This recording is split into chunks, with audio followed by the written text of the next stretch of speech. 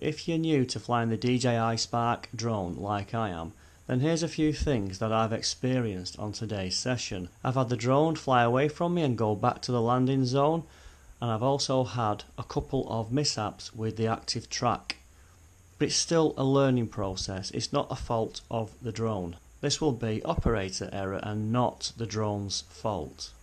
One of the things that I'm finding is that I'm always on the edge of my battery life, and on this shot here everything was going hunky-dory and I was some way away from the original takeoff point, and then the drone realised it was at 20% battery life and it just decided to take off, and it really went. I had to chase after it back on the bike, and it went all the way back down the trail to where it took off from, which is a good feature.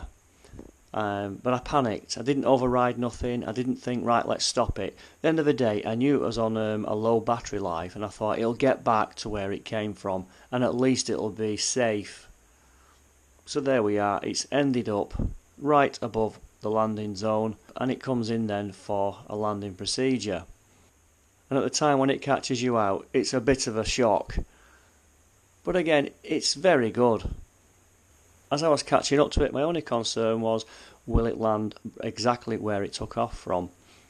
And I'd left the controller way back down the lane, but look at that, it landed exactly on the trail in a good spot. So all was good in the end.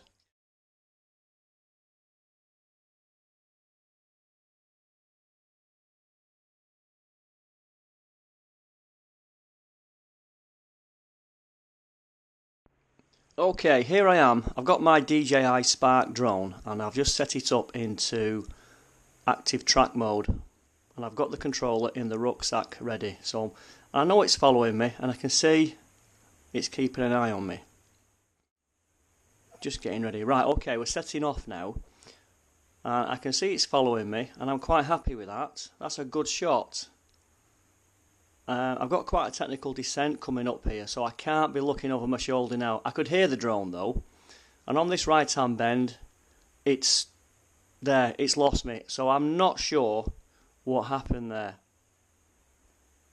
Again, I carry on my merry way, go down into the little ford at the bottom of the trail, and the drone just starts spinning round looking for me or doing its business like that.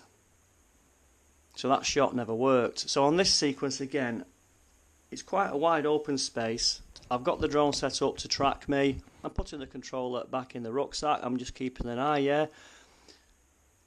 I notice it is going up, but at this point it didn't seem to be an issue. Then I'm thinking, okay, it's still got an eye on me. I'll get on the bike and let's just see what happens. Now at this point here, I don't know what it's doing, and quite clearly it's going into a spinning mode and it's climbing.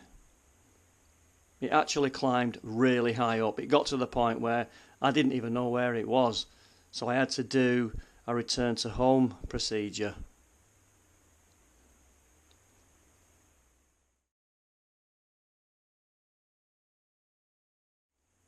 But the thing is, this is still very early days for me using the Spark drone. So here we are again. I've got it set up, it's tracking me, and the shot's not too bad. The only thing here is it's right behind me, and it's just keeping a pace with me there. I'm not going too quickly, and again, that's not a bad shot. And for the whole of this scene, it kept with me, and it did exactly what I wanted it to do. I'm wondering if it's to do with the field of view, the angle it can point down at. Maybe the speed as well could be a factor. One thing that I never had set up though, or enabled, was to fly backwards, and that's a feature that I'd like to try on a future video.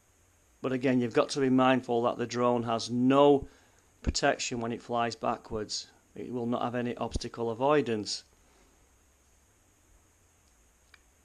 So there you can see, you know, I've been going along there for about 300 or 400 meters. It's quite a long shot. You don't need a shot to be that long, really. You can pull out the best bits and edit it into your video. And again there, just stopping, getting the controller out of the rucksack just to press pause on the recording.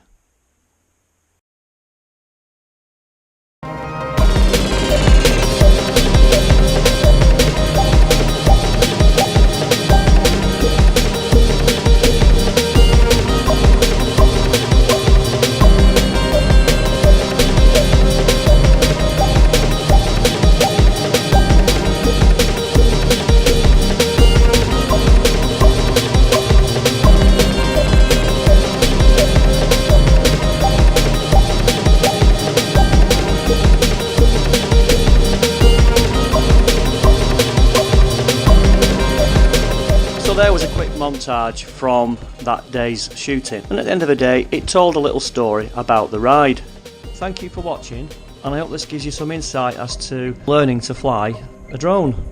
The one thing that I am finding as well at the moment is that when I'm filming with the DJI Spark, the frame rate is 29.97 frames per second. Yeah, I'm also working with the GoPro, which is at 25 frames per second or maybe 50 frames per second. So it can give me some issues in the final rendering process, and I may have to change the software to help accommodate all of these different frame rates.